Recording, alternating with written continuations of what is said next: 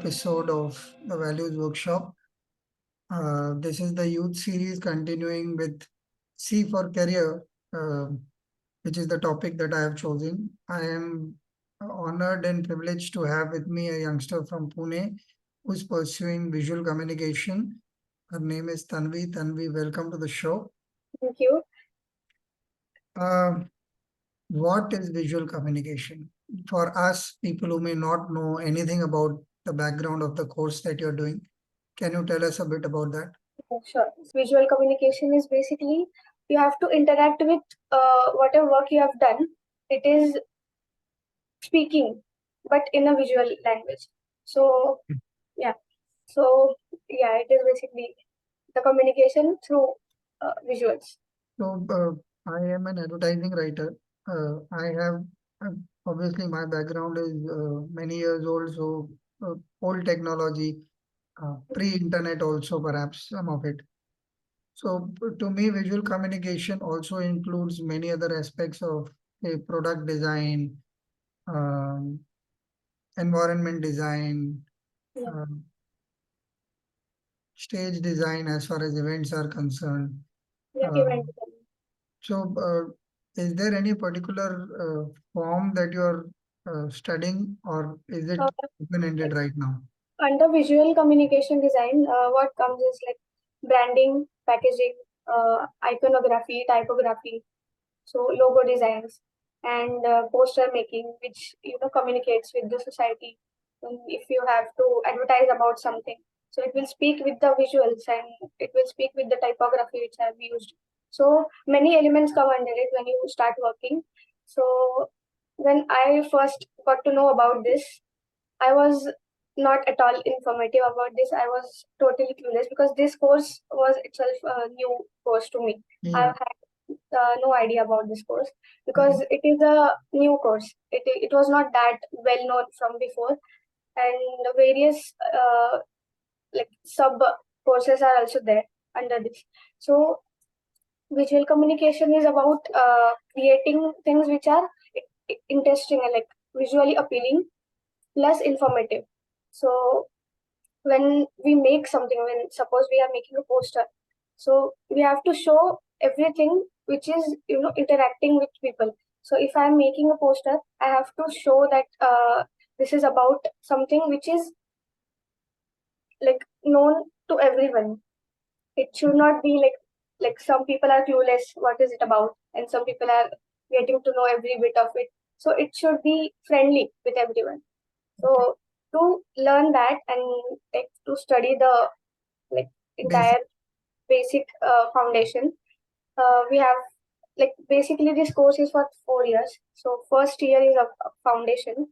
You have like you get to learn about all the fields which are there, like product, graphic, and there are automotive design also, fashion design also. So in foundation year you get to learn like in which field you are more interested and more attracted to. So for me it was visual communication because I like to play with different elements like typography, and I was interested in like painting, drawing since I was a kid. So yeah, so it was always but my अभी आप कुछ ऐसा specialise कर रहे हैं कि you're yeah, I am continuing? specializing in visual communication only. Okay, visual communication itself is the Yeah, specialization. yeah. Okay. Um, what are your fears and what are the joyful things that you feel about doing visual communication? आपको क्या Okay, अच्छा so लगता है, क्या problem लगता है? अभी जैसे मैं बोल रही हूँ, first thing like I am fearful about is communication, which should not be there. Actually, this is my very first time talking like this in a session or something. Thank you So so much. Thank you so yeah, much. and I don't feel that fearful thanks to you that this is very friendly conversation. And like first thing which I was fearful about is communication, but I am like learning, still learning, and this field is about learning. Like on any stage you have to learn. You are learning like every day. This like this field which I am learning right now, even my faculties, they are still learning with us. So Oh, this field has no end. It is of course. like you. invent things, you discover many things every day. So it is a very interesting field for me. And like there are many fields, engineering, law, everything. But every field has their own challenges. And this one specifically, I would say, has more challenges about how people will feel about it, because it is about people. I am designing about myself, like for myself also, but I am designing about people around me. So I have to get the feedback, persona from everyone. So for that, communication is needed, which is I Yeah. am still learning. Yeah. So I find interesting about this field is again the communication which I have to do, and I get to know them like experiences. So it is also fun to know people's stories, what they have gone through, and like what they seek about it. Hmm, So it is always interesting. तो थोड़ा uncomfortable बात करते हैं। आपने जो ये decision लिया, okay I will come on camera and I speak even though it's your first time and you are opening up, Yeah. क्या चीज ने आपको कन्विंस किया? क्योंकि So आपकी बात होने के पहले भी आप हाँ बोल like, चुके थे, हम्म, हम्म। तो ये तो चीज क्या है जो आपको डर से बाहर निकाली? मैंने हाँ बोल दिया जब भी मैंने मेरी फ्रेंड ने मुझे पूछा कि आप हम्म, करोगे क्या। तो हम्म, मैंने ऐसा, अभी न्यू ईयर चालू हो गया तो मेरा ऐसा रिजोल्यूशन था कि जो भी चीज आएगी सामने वो करनी है, उससे डरना नहीं है। तो भले वो मुझे डर लगता है वो चीज करने से, तो फिर भी मैं कर लूंगी, क्योंकि नई चीजें करने में ही थोड़ा लाइक देर लगती है, पर मजा भी उतना ही आता है। और मेरे फील्ड में मुझे बहुत जरूरत है लोगों से बात करनी और कम्युनिकेशन करने की। तो मुझे एक एक्सपीरियंस चाहिए था किसी के साथ कन्वर्सेशन करने का, मेरा एक्सपीरियंस शेयर करने का, उनसे जान लेने का। तो आई सेड यस कि मैं कर लूंगी, wonderful. देखा जाएगा जो भी है। ये पहली बार है कि I am having a guest who is actually learning on the camera itself. हाँ। मेरा ऑब्जेक्टिव ऐसा रहा है, मैं आपके जैसा ही रहा हूँ बिल्कुल। अभी भी in a few days I am starting something new, और बिलीव मी मैं रोज रात को दिन में बस वो बैक ऑफ माइंड बस वही चलता रहता है, अरे ये करूं क्या, अरे ये करूं क्या, अरे ये करूं। अभी मेरे को बहुत साल हो गए कम्युनिकेशन में, उसके बावजूद आई एम लाइक कंसर्न कि यार ये उनको समझ नहीं आया तो, ये पसंद नहीं आया तो, अरे इधर एक जोक डाल दूं क्या, अच्छा जोक निकाल दूं क्या, अरे ये तो बहुत अच्छा नहीं लग रहा है, इसमें तो हंसी नहीं आ रही। तो मैं पूरा वो 24 आवर्स वही चालू है कुछ ना कुछ करके। और बिल्कुल आपके जैसी हालत है, और ये तो मैं अभी हर हफ्ते कर रहा हूँ तो मुझे थोड़ी आदत हो गई है, बट वो मेरे लिए बिल्कुल नया है, बिकॉज अगेन उधर भी मैं ऑडियंस के सामने खड़ा होऊंगा, हम्म, बहुत साल के बाद खड़ा होऊंगा। मतलब पहले बहुत पहले किया है, initial part of my career I was assisting someone, but ये देखते हैं, अभी शायद अनाउंसमेंट भी मैं करूंगा 4 दिन के बाद, how it works out, but करूंगा। बट मेरा क्वेश्चन और थोड़ा पॉइंटेड है तन्वी। हाँ तो आपने बोल दिया, अभी हाँ बोलने और करने में तो फिर भी अ, एक डिस्टेंस है ना। yeah, I am not talking time, कल और आज के बीच की बात नहीं, आई एम टॉकिंग द माइंडसेट कि अब क्या करूं, अब तो हाँ भी बोल दिया, अब तो कैमरा पे आना भी पड़ेगा। चलो बाहर से तैयार भी हो गए और बैठ भी गए और जगह भी शूट कर ली कि अच्छा मैं यहाँ पे कंफर्टेबल होंगी और यहाँ पे कैमरा रखूंगी सब, बट ये सब तो बाहर की चीजें हैं, yeah, प्रॉब्लम तो अंदर है ना। तो आपने अपने आप को क्या बोला ऐसा कि अ, एक तो एक्सपीरियंस है that you are looking forward to कि चलो देख लेते हैं क्या होगा, हम्म, फिर भी आप कर लोगे, ऐसा क्या चीज था, ऐसा कुछ पॉइंट आउट कर सकते हैं कि जिसने आपको कॉन्फिडेंस दिया नहीं मैं तो करूंगी, और मुझे तो ये फीलिंग नहीं है, अगर आप नहीं बताते तो मुझे पता नहीं चलता मेरे लिए, like any guest who comes every week you are as confident and as normal as any of them. हाँ कभी कभी टाइम लगता है to explain your thoughts, but वो तो जो सब्जेक्ट मैं चूज करता हूँ वो वैसे ही डिफिकल्ट है, कई बार तो मैं भी रुक के सोचता हूँ मैं क्या वर्ड यूज करना चाहता हूँ, हाँ। because it is difficult, it's not a subject that you're picking up and saying कि ये क्वेश्चन है और ये इसका आंसर है, ऐसा तो कुछ है नहीं। तो कॉन्फिडेंस कहाँ से आया? तो जब मैंने बोला कि मैं करूंगी, मेरे दिमाग में कुछ नहीं था कि मैं क्या बोलूंगी, मैं क्या बताऊंगी, क्योंकि करियर मेरे मेरे लिए भी करियर थोड़ा आगे का पार्ट है। लाइक मैं I am still learning. So जी। Like people my age, they have the like fear and tension about career अभी, क्योंकि okay. we are going towards it। हम्म। तो मैंने पहले बात ये की, तो मैंने मेरी माँ के साथ बात की कि मैं कर रही हूँ कल, और मुझे अभी बात करनी है मेरे करियर, मतलब करियर रिगार्डिंग। तो उसमें मेरा सब कुछ आने वाला है, मैं सब बता दूंगी मेरे बारे में। तो मैं थोड़ी सी डर गई हूँ, तो मैं क्या करूँ। मैंने माँ से बात की, शी वाज लाइक कि see you are doing this for the first time, but you gonna say what you are dealing with, like what you are going through and what you are going to do about it. And obviously it will be interactive, but वो भी आपके साथ बात करेंगे, तो आपको कभी डर नहीं लगेगा। आप शुरुआत करोगे, उसके बाद डर खत्म हो जाएगा। आप एक बार बोल दो, सब ठीक हो जाएगा। तो मेरे बाद में, उसके बाद मैं बोलना शुरू कर दिया, और अभी अभी मेरा डर जो पहले था, अभी वो बिल्कुल नहीं है। तो वो बात ने मुझे बहुत मदद की। ठीक है, तो एक दूसरे डर की बात करते हैं।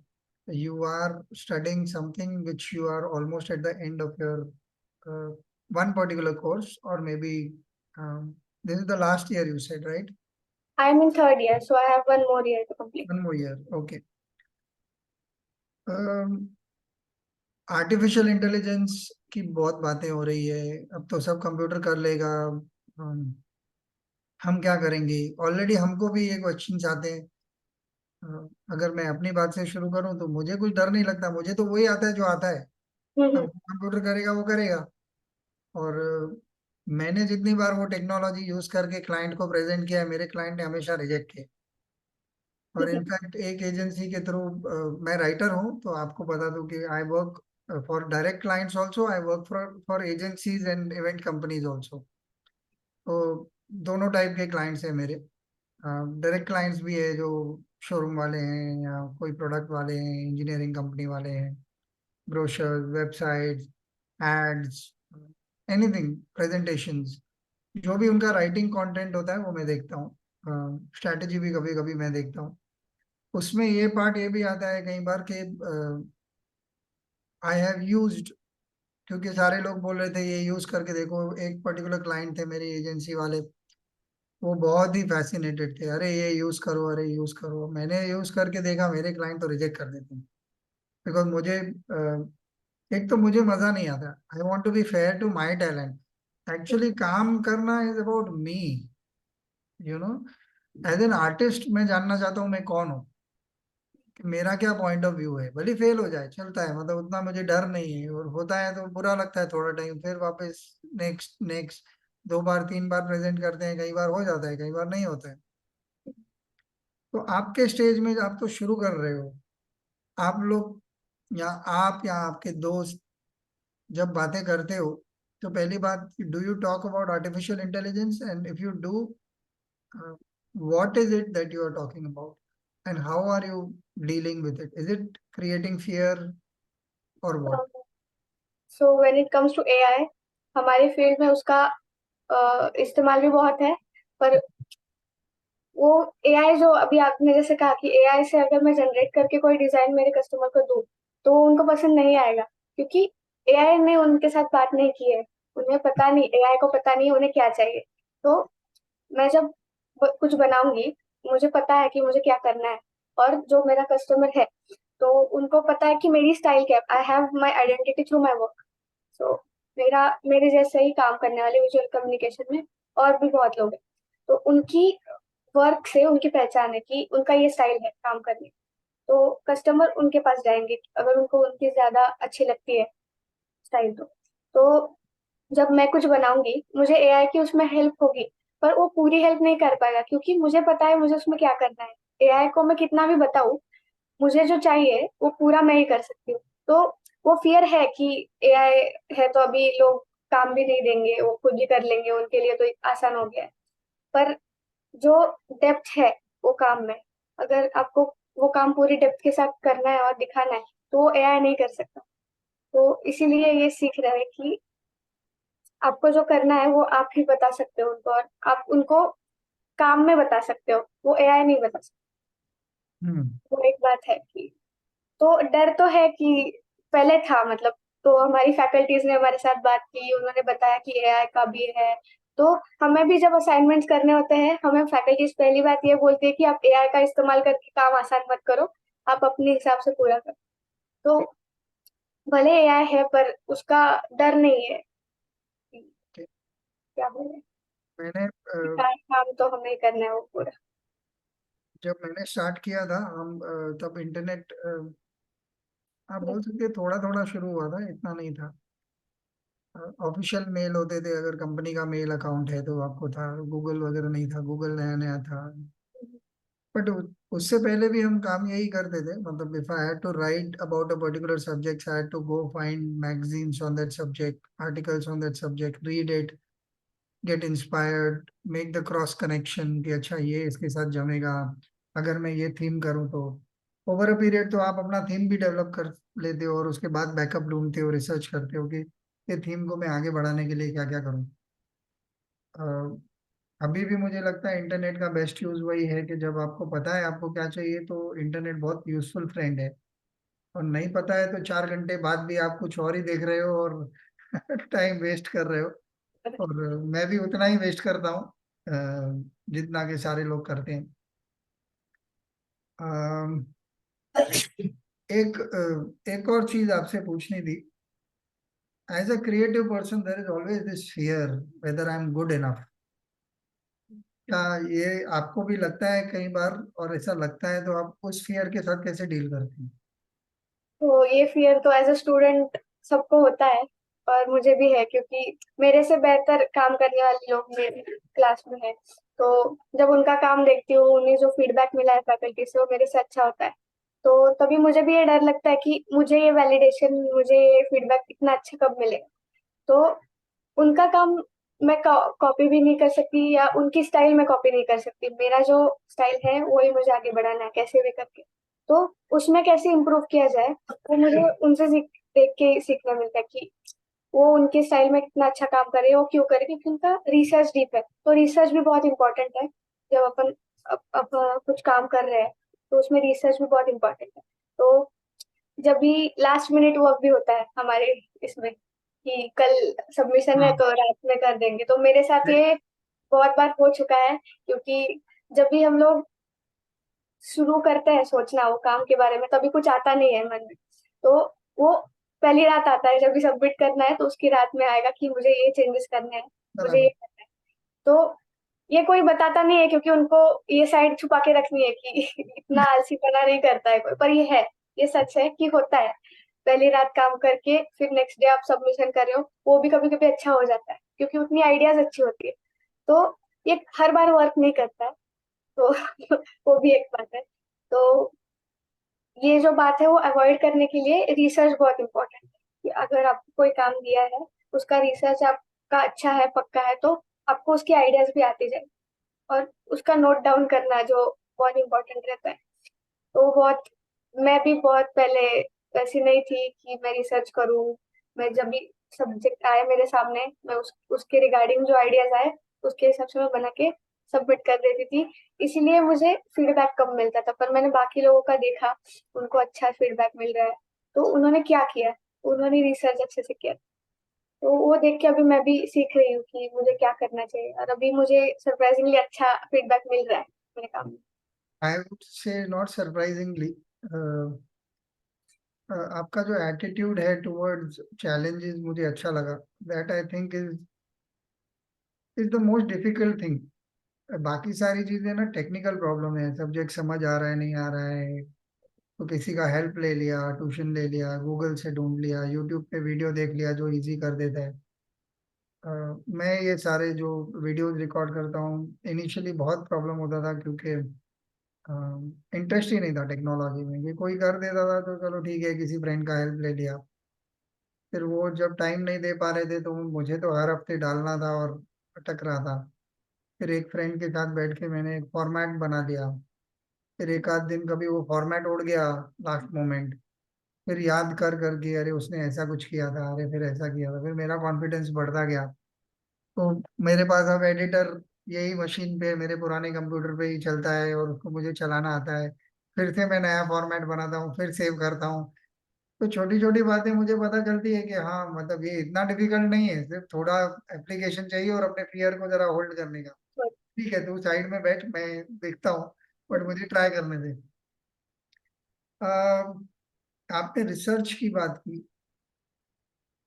एक चीज मुझे एकेडमिक्स के बारे में बिल्कुल पसंद नहीं थी और नहीं है। मेरी बेटी अभी 10th स्टैंडर्ड में है, तो मतलब उसके लिए तो मैं एकदम बड़ा कूल डैड हूँ, एकेडमिक्स का कोई प्रेशर ही नहीं है। और बट उसका रीजन है, क्योंकि मुझे लगता है टेक्स्ट बुक में सारा नॉलेज नहीं आ सकता। कोई भी सब्जेक्ट है वो बहुत वास्ट है, और उसके बहुत सारे पहलू हो सकते हैं, तो we should not get stuck with one way of doing things. But unfortunately हमारे यहाँ जो सिस्टम है बदल रहा है। डेफिनेटली थोड़ा थोड़ा चेंजेस आ रहे हैं, न्यू कोर्सेज आ रहे हैं, प्राइवेट कोर्सेज आ रहे हैं, तो उसमें कुछ कुछ अच्छा हो रहा है। बट स्टिल ओवरऑल जो माइंडसेट है ना, ये बहुत जॉब सिक्योरिटी वाली माइंडसेट है कि यार ये ठीक से सीख जाए, फिर जॉब मिल जाएगा, फिर करियर हो जाएगा। मेरा आपसे क्वेश्चन है कि जो रिसर्च आप करते हैं, इसमें कुछ अलग टाइप करते हैं क्या? मतलब is there something that you do out of the box because you are suppose to be a creative person? कुछ इसके बारे में शेयर कर सकते हैं क्या? तो रिसर्च वही होता है जो आप इकट्ठा करते हैं। तो रिसर्च तो जो है एग्जिस्टिंग उसमें ही करना है, पर जो आइडियाज आपको आती है वो आउट ऑफ द बॉक्स होती है। तो that is your side, creative side, how creative you are, you can show it through that. So जो रिसर्च होता है वो बेस होता है, उसके ऊपर हम काम करके उसको क्रिएटिव बनाने की कोशिश करते हैं। तो उसमें जो आइडियाज लगती है वो बहुत मुश्किल होता है आना कभी कभी, क्योंकि हमेशा ही हम क्रिएटिव हो जाए ऐसा नहीं होता। उसके लिए भी थोड़ा वक्त देना पड़ता है रिसर्च के हिसाब से। उस कभी कभी ऐसा भी हो जाता है कि रिसर्च एक किया है और टॉपिक दूसरी तरफ जा रहा है। तो वो बहुत बार उसमें बहुत टाइम जाता है, वो वेस्ट टाइम नहीं है, आपको पता चल रहा है कि कुछ तो है, पर अगर आप उसको वेस्ट ऑफ टाइम नहीं बोल सकते, क्योंकि उसमें भी कुछ सीखने मिल रहा है। तो वो रिसर्च काम आता है बाद में, जब भी आपको दूसरे एस्पेक्ट से देखना है, तो रिसर्च तब काम आता है। पर वो जो टाइम बीच में जाता है उसमें बहुत मुश्किल होती है कि हमें काम देना भी है, अच्छा भी चाहिए, क्रिएटिव भी चाहिए, आउट ऑफ द बॉक्स भी चाहिए। तो वो सब चीजें करने के लिए वो जो क्रिएटिव साइड है वो रिसर्च के थ्रू ही आती है बाहर। पर वो करना तो हमें पड़ता है, क्रिएटिव जो भी क्रिएटिविटी करना है, तो वो है। और क्रिएटिव लोग पागल होते हैं क्या? पागल होना पड़ता है कभी कभी क्योंकि कभी कभी आइडियाज ऐसी आती है जो हम एक्सप्लेन नहीं कर सकते सामने वाले को, उनको समझ जाती है, उनको कनेक्शन फील होता है कि हाँ, जो कहना चाहते हैं वो समझ समझ में आ रहा है। तो हम हमेशा एक्सप्लेन नहीं कर सकते कि हमारी ये डिजाइन में क्या है, वो सामने वाले देखने वाले को वो समझ जाता है। तो वो एक बात है। मेरा सवाल इज मोर, मैं अभी एक बहुत मेरे फर्स्ट जॉब में आई थिंक जो फर्स्ट एड मैंने क्रैक किया था, या at least first couple of ads में था, फर्स्ट एड नहीं बोल सकते, बट जो मुझे याद है मेरी फर्स्ट एड शायद थी। मेरा इंजीनियरिंग बैकग्राउंड था, फिर उसके बाद मैं एडवर्टाइजिंग में शिफ्ट हुआ एज अ राइटर। वो ना, वो लाइन क्रैक करने के लिए मैं पूरा दिन बैठा था, मेरे को थॉट आ गया था, बट वो लाइन नहीं आ रही थी, तो मैं बहुत स्ट्रगल किया था। तो मेरे जो बॉस थे वो शाम को 15 मिनट आते थे बस। He was a consultant to this agency and full time नहीं थे। तो उनको मैं समझा नहीं पाया, वो चले गए, और फिर मुझे लग रहा था अरे यार ये क्या है, मतलब वो बोले हाँ ठीक है अच्छा है बट करो काम। पर आ नहीं रहा है, आ नहीं रहा है, और फिर मैं घर आ गया। अ, तब मैं और मेरा ब्रदर एक ही रूम में सोते थे, और रात को 3 बजे मुझे वो लाइन आ गई नींद में उठ के कि अरे यार ये लाइन है। तो मैंने लाइट जलाई थी और लिखना चालू किया था। तो मेरे भाई ने मुझे गालियां दी थी कि अबे ये क्या पागल हो गया, रात को 3 बजे क्या कर। मैं फुल एक्साइट हो गया था कि अरे वाह वाह वाह, ये तो क्रैक हो ऐसा गया। होता है, मेरे साथ भी ऐसा बहुत बार हुआ है कि मुझे सोते वक्त कुछ डिजाइन याद आ गई, तो फिर मैं वो ऐसा उठ के बनाना शुरू कर दिया कि ये याद रहना चाहिए, क्योंकि अगर वो चला गया ना तो बहुत परेशानी होती है। बराबर। तो मेरा सवाल उस नजर से था कि normal people see us as, अब जैसे I wanted a earring for many years, अभी I am talking about earlier time. तो आई वेटेड कि आई सेड नहीं नहीं, सब कर रहे हैं इसलिए नहीं करना है, जिस दिन मुझे लगेगा कि मुझे करना ही है। और एक दिन मैं, हम लोग कोई शूट से बाहर आ रहे थे, और मतलब सारे पैसे खर्च हो गए थे, 100 रुपीज पड़े थे मेरे पास। और मैंने वो एक शॉप में गए थे कुछ खरीदने हम लोग, तो उसको मैंने बोला अरे यार ये तो बहुत पीस का सिंबल था उनके ईयरिंग, और एक ही था, बोला दूसरा गिर गया है। मैंने बोला यार मुझे चाहिए, इधर कर लोगे क्या? तो उसने बोला हाँ ठीक है चलो। मैंने बोला बट मेरे पास पैसे नहीं है। अरे हाँ वो जो जंक ज्वेलरी था। तो उन्होंने इमीडिएट कर दिया, और वो हंस रहे थे कि ऐसे क्या बात होती है कि तुम इतने साल से रुके हो, ऐसे नहीं, वो मैडनेस चाहिए था। हाँ I didn't want to be seen as a person कि यार तुम कान में बाली डाल के घूमते हो इसलिए तुम बहुत क्रिएटिव हो। हाँ ये हाँ। नॉनसेंस नहीं चाहिए, मेरा शौक है, मतलब मुझे चाहिए ये। हम्म, आपको भी लगता है कि आपने बोला कल मम्मी से बात किया, अभी बैठ के सेंसिबल बात किया, और उन्होंने जो बोला इतना कॉमन सेंस है कि लगता है कि यार ये तो मुझे मालूम होना चाहिए था। मतलब on one hand you are the same person who cracks these brilliant ideas, और ऑन द अदर हैंड एक बेसिक चीज भी किसी और से पूछनी पड़ती है कि यार आप बता दो क्या कभी करें। कभी कोई बताने से जितना इम्पैक्ट पड़ता है उतना खुद समझने से नहीं आता है, तो जी। दैट इज इम्पोर्टेंट कि कोई बट कहे। As a creative person do you think आप लोगों से अलग सोचते हो छोटी चीजें भी? सैल्वाडोर डाली करके एक बहुत फेमस पेंटर थे, उनका बोलना है कि 20वीं सदी में ये कंट्रोवर्सी चली है कि आर्टिस्ट सिर्फ आर्ट में ही क्रिएटिव होता है, बाकी सब वो नॉर्मल होता है। तो बोलता है ये बकवास है। आर्टिस्ट नेल्स भी क्रिएटिवली काटता है, सपने भी क्रिएटिवली देखता है, सोता भी क्रिएटिवली है। तो मुझे ये अच्छी लगी थी बात। बट क्या आप एग्री करते हो कि हम थोड़े मतलब येड़े हैं? हाँ, वो उस बात सच है, क्योंकि जो चीजें हम देखते हैं अभी, एक साधा पेन भी हो तो उसमें कुछ अलग दिख रहा है।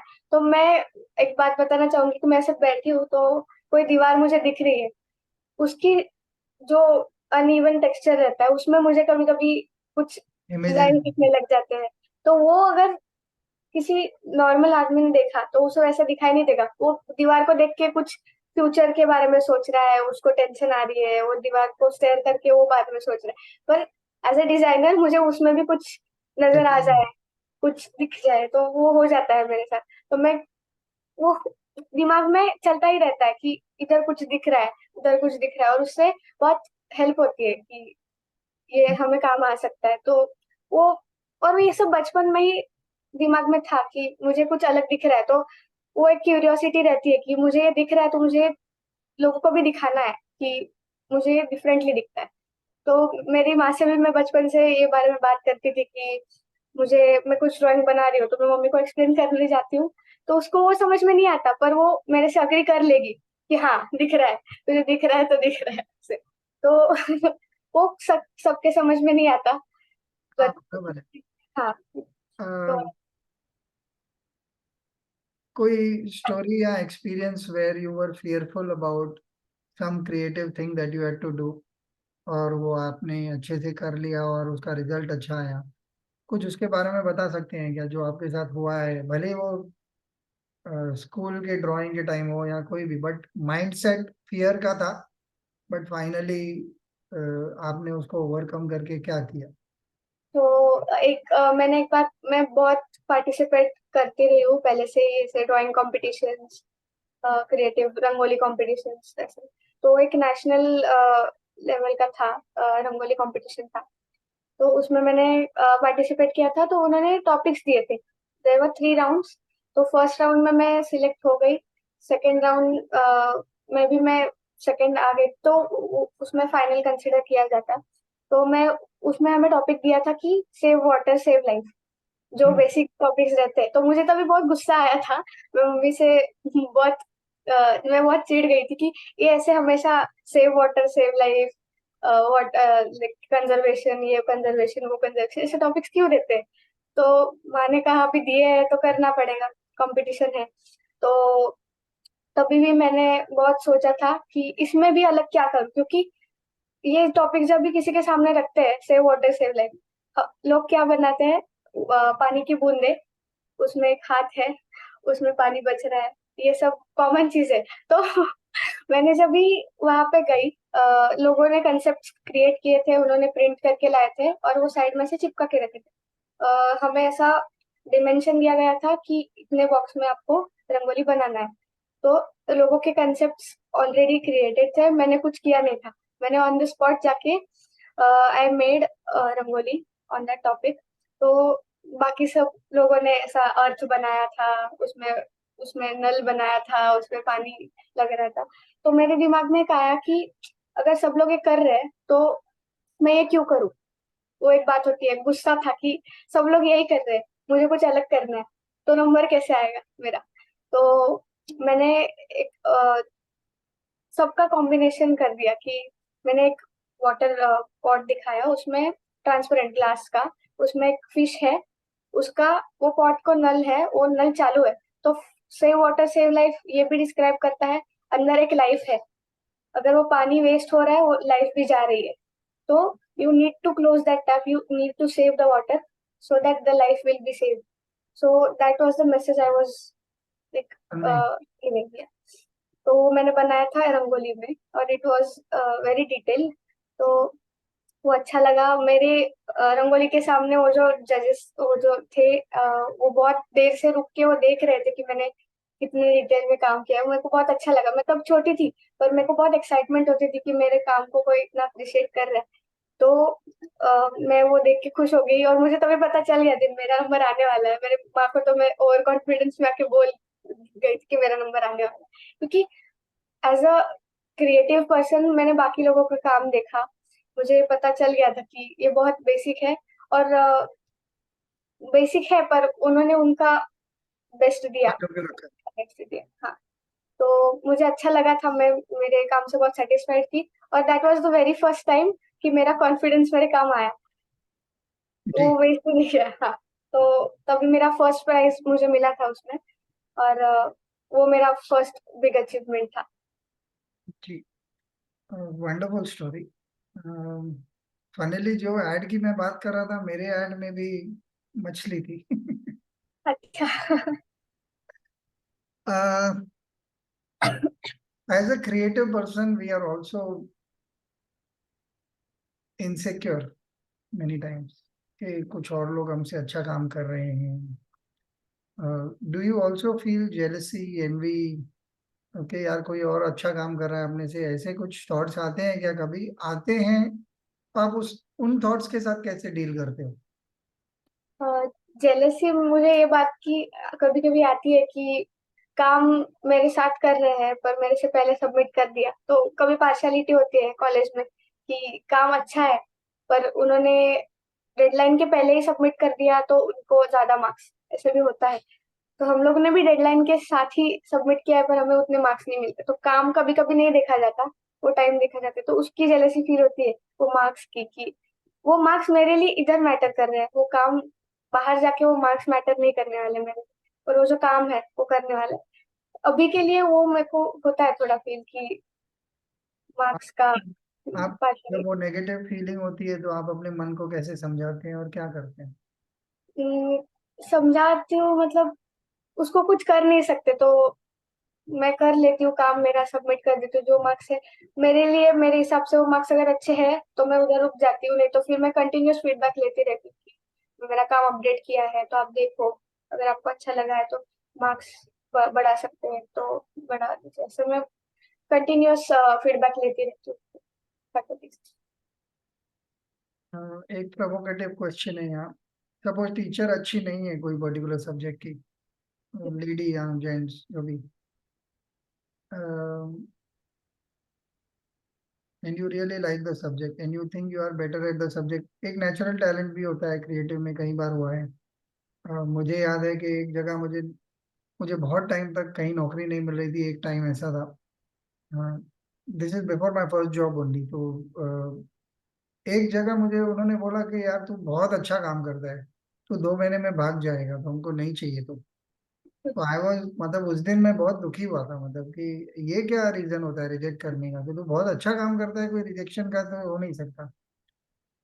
तो ऐसे कुछ आपको कभी लगा है कि किसी चीज में आप, your point of view is so good about your thing and nobody else including your teachers is appreciating that? ऐसा तो बहुत बार होता है, क्योंकि we as a faculties they are very confident about their creative side की, और कभी कभी ऐसा होता है कि वो एक्सपेक्ट करते हैं उनके जैसा काम आपके आपके साइड से। तो वो मुझे बात अ, अच्छी नहीं लगती, पर अभी वो फैकल्टीज है, हम लोग कुछ बोल नहीं सकते, तो जी। कभी कभी उनके हिसाब से काम करके देना पड़ता है। तो तभी आप अपनी क्रिएटिविटी थोड़ी सी पीछे हटा के आपको काम देना पड़ता है। तो तभी आपको इतना फ्रीडम नहीं मिलता है काम में कि आप अपना क्रिएटिव साइड उनको भी दिखाओ। तो थोड़ा कॉम्पैक्ट काम हो जाता है तभी। तो वैसे फैकल्टीज होते हैं कि उनको उनके हिसाब से काम चाहिए, तभी थोड़ी चैलेंजेस फेस करने पड़ते हैं कि अभी हमारी जो आइडियाज थी वो उनको अच्छी नहीं लगी, तो क्या कर सकते हैं, वो प्रॉब्लम होती है। तो फिर आइडियाज चेंज करनी पड़ती है। हैव यू एवर वर्कड, मतलब किसी को कभी फ्रीलांस करके चार्ज किया है, ऐसा कुछ हुआ है आपका? हाँ, मैंने बहुत सारे पोस्टर्स बनाए हैं साउंड हीलिंग के लिए।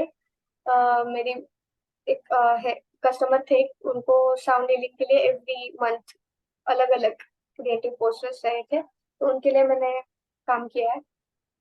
तो what is the difference between studying design and doing design for a client? So studying design is surprisingly very different than what I'm doing as a freelancer. तो जब हम क्लाइंट को कुछ काम देते हैं, कुछ लोगों को उतनी आइडिया नहीं रहती, उनको बस they just want to get the work done, उनको बस काम चाहिए। पर हमें हमारी तरफ से पूरा 100% देना पड़ता है, क्योंकि हमें वो काम आगे जाके काम आने वाला है। उनके लिए वो वहां पे ही रुक जाएगा शायद, उन्हें जी। और अच्छे डिजाइन मिलेंगे, नए डिजाइन मिलेंगे, पर हमारे लिए वो एक्सपीरियंस हमेशा रहेगा। तो जैसे फीडबैक हम ले सकते हैं, कॉलेज में है बात कि हम लोग फीडबैक ले सकते हैं हमारे काम का, हम उसको इम्प्रूव कर सकते हैं। फ्रीलांसिंग में हम काम दे रहे हैं, वो उधर ही वो फिनिश है, उतना ही काम आप दे रहे हो और वो अच्छा लग रहा है, उधर बात खत्म होती है। तो वहाँ पे एक खुशी भी होती है कि हाँ उनको काम अच्छा लगा है, तो हमारा काम हो गया अभी उधर। और वो का वैसी बात इधर कॉलेज में नहीं होती। हमारे हमें अच्छा लगा है काम, हमारा काम हम लोग ने 100% दिया है, पर उन्हें वो अच्छा नहीं लग रहा है पूरा, तो वो चेंज करना पड़ता है कॉन्स्टेंटली। वो एक बात होती है कॉलेज में और freelancing में। Was any time in your life जब आपको लगा हो कि मैं श्योर नहीं हूँ कि मैं क्या करना चाहती हूँ? ऐसा भी टाइम आया है कि आप हमेशा से क्लियर थी कि मैं विजुअल्स में ही जाऊंगी? मैं बहुत श्योर थी पहले से कि मैं ऐसे ही फील्ड में जाऊंगी, पर मैं श्योर नहीं थी कि मैं इधर आऊंगी, क्योंकि बचपन से ही मैं कर रही हूँ ड्राइंग पेंटिंग, बट ये फील्ड उससे बहुत अलग है, कनेक्टेड है, पर जो मैं बचपन में कर रही थी वो सेम नहीं है अभी भी। तो वो एक था कि चेंज था, जो मैं कर रही थी पहले उसमें और इसमें बहुत चेंज। तो मैं जो बचपन में करती थी वो पेंटिंग्स, वो एलिमेंट्री इंटरमीडिएट की जो गवर्नमेंट एग्जाम्स थी उसके लिए मैं बहुत पेंटिंग्स करती थी। तो उसमें स्पेसिफिक, उसमें लिमिटेशंस थी काम के लिए कि आपको इतना ही करना है और इसके इतने ही ऐसे मार्क्स मिलने वाले।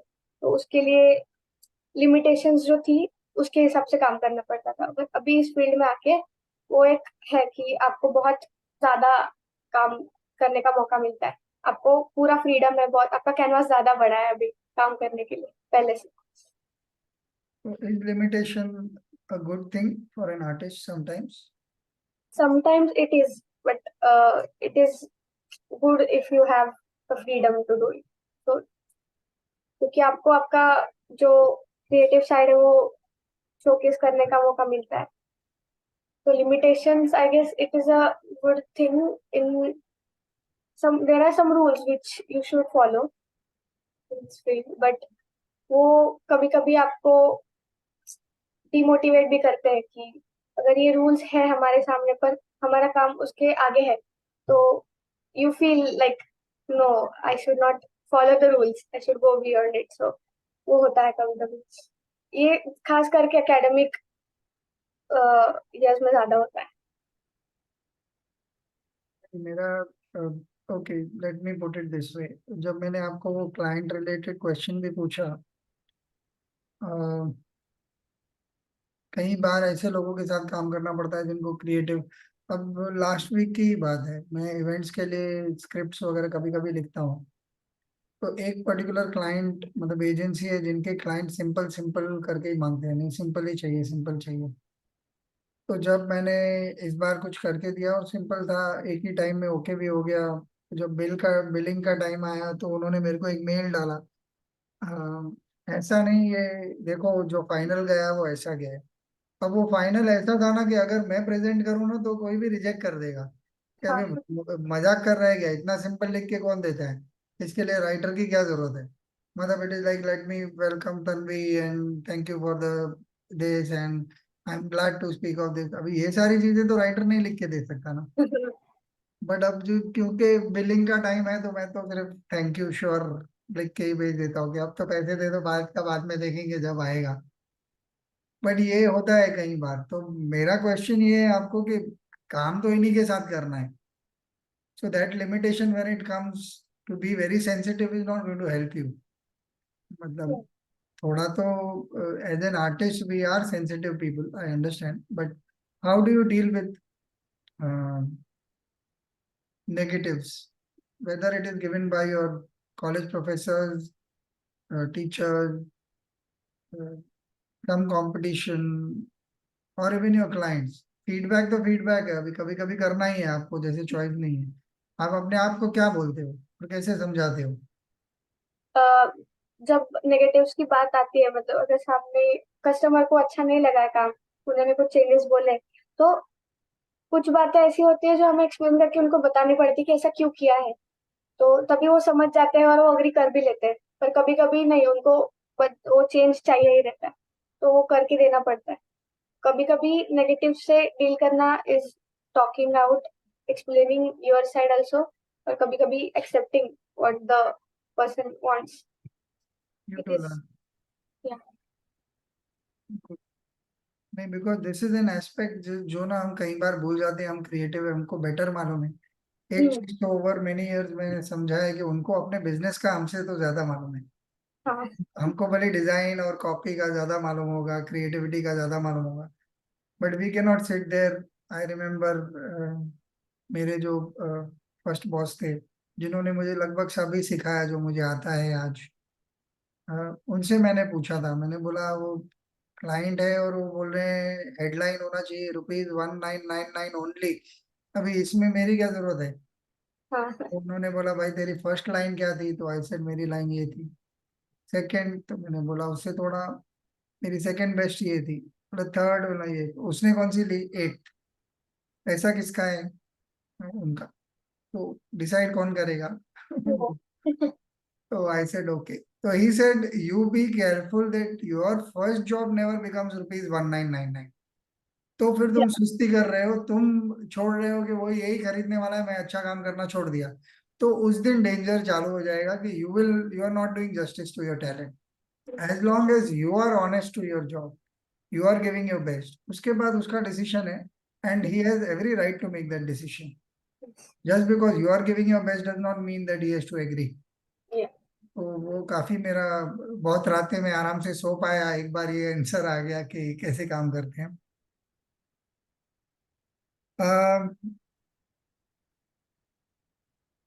ऐसे वक्त आते हैं जब आप आइडिया नहीं क्रैक कर पाते, बहुत टाइम, बहुत बार आते हैं। तो क्या करते हैं? मतलब मेरे को मेंटल प्रोसेस बताइए, मेरे को क्रिएटिव सॉल्यूशन मत बताइए कि मैं अरे रिसर्च करती हूँ तो आंसर आ जाता है। नहीं नहीं, वो वो तो तो करते ही है, बट मेंटल प्रोसेस क्या होता है जब घबराहट है, कल डेडलाइन है, इस बार काम ही नहीं किया, अरे यार वो मूवी नहीं देखनी चाहिए थी, वो सीरीज में अटक गई या दोस्तों के साथ बाहर चली गई। ऐसे बहुत बार होता है, हम सबके साथ होता है। तब फिर ऐसे टाइम्स आते तो सॉरी, फिर ऐसे टाइम आते तो रेफरेंस काम आते हैं कि गूगल काम आ जाता है। एग्जिस्टिंग जो काम है लोगों का, वो देख के आपको आइडियाज आ जाते हम्म। हैं। अब आप कॉपी करते हैं, आप कॉपी करते हैं ऐसे माहौल में, और करते हैं तो क्यों, और नहीं करते हैं तो क्यों नहीं? कॉपी करते हैं क्योंकि कोई ऑप्शन नहीं रहता है, काम देना है कल, तो कॉपी तो पूरी नहीं कर सकते क्योंकि एग्जिस्टिंग काम है, पड़ा है, तो उसमें कुछ रेफरेंस ले सकते हैं।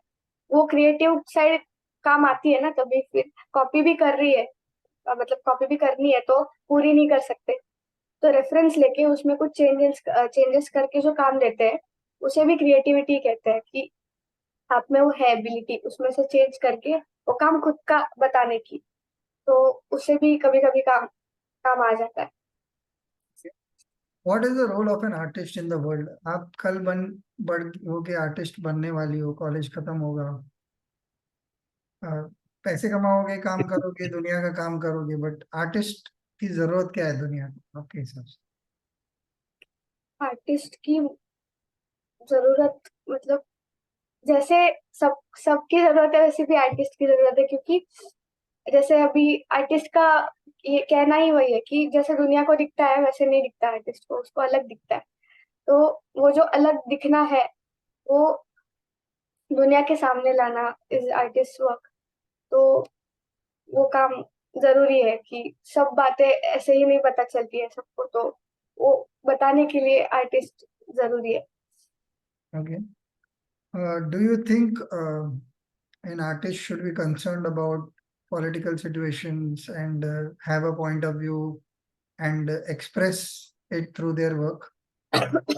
Yeah, I think it is because there are a few restrictions when you work about some specific project. If it is about you are working under government, तो उसमें पॉलिटिक्स मतलब उसमें कुछ रेस्ट्रिक्शंस आ जाते हैं, क्योंकि हम कुछ सोसाइटी में रह रहे हैं, कुछ चीजें किसी लोगों को पसंद नहीं है, कुछ कम्युनिटी कम्युनिटी को पसंद नहीं आएगी। तो वो चीजें ध्यान में रख के आपको कभी कभी काम करना पड़ता है कि अगर आप किसी को ऑफेंड कर दो तो वो बातें फिर आपको परेशान कर सकती है बाद में। तो ऐसा नहीं है कि आपको सच्चाई बतानी ही नहीं है उसके उसके बारे में, पर आपको थोड़ा careful, you should be careful about it कि आप किसी को ऑफेंड नहीं कर दो। तो वो थोड़ा होता है। अगर आर्टिस्ट ऑफेंड करे किसी को तो गलत है क्या? वो गलत नहीं है, पर फिर आप you should be true with your whatever you are doing, but you should be careful कि आप किसी को हर्ट ना करो उसके थ्रू, क्योंकि it is a sensitive thing when it comes to you know Hmm. making a design, making an art. What is your ultimate dream? If this were the last question being asked, what is your ultimate dream as an artist for yourself? Uh, as an artist, I would say I want to give full freedom to my work.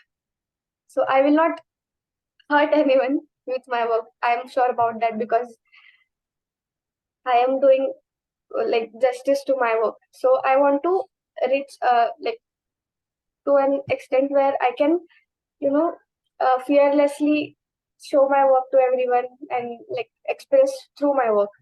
तो वो एक मुझे हासिल करना है कि मुझे मेरा काम फियरलेसली सबको दिखाना है और मुझे बताने आना चाहिए कि मैंने क्या किया है। तो कभी कभी आपका काम अच्छा है और आप बता नहीं पा रहे कि आपने क्या किया है, वो उस बात से आप पीछे हट जाते हो। मुझे वो फियर बहुत है, वो मुझे हटाना है। तो Uh, as a bit of advice from somebody who's worked in this line for many years, uh, my thought about my work is most of the time I try and find out what is it that is making me express it in that manner. एक reason होता है जो हर बार शब्दों में या design में आएगा, जरूरी नहीं है। वो थॉट मतलब आपके जहन में पीछे चल रहा है, उसको पढ़ने आना चाहिए। तो वहां से जब कॉन्फिडेंस आती है ना, तो फिर किसी के साथ फियर आएगा ही नहीं, क्योंकि आप उस जहन को जानते हैं कि कहाँ से आया। फिर रिजेक्ट भी हुआ तो आपको उतना बुरा नहीं लगता। तो या that would be my advice कि try and whenever you are working, जैसे वो थॉट क्रैक हुआ ना, कहाँ से आया वो ध्यान में रखना जरूरी है। या बाद में क्या होता है ना, एक्सप्रेशन कई बार 6 बार चेंज होते होते हम वो भूल जाते हैं कि कहाँ से आया। तो फिर वो कॉन्फिडेंस चली जाती है, because it becomes the expression becomes important. कि ये वर्ड यूज किया, ये डिजाइन यूज की, ये लोगो यूज किया, ये फॉन्ट यूज किया, वो सब मैनिफेस्टेशन है। थॉट कहीं और है। वो थॉट को पकड़ के चले ना, तो आप हमेशा वो मेरे हिसाब से comparatively you'll be able to be more confident and fearless about your work. बहुत बहुत अच्छी कन्वर्सेशन रही है। मेरा तो दिल ही नहीं है कि खत्म करूं, but I am running out of questions now. Thank you Tanvi for your kindness and allowing us to be the first to interview you. I'm thank sure you there so are much. going to be many more in your life. All the very best. Thank you for giving me the platform to talk. Thank you. Thank you so much. Bye.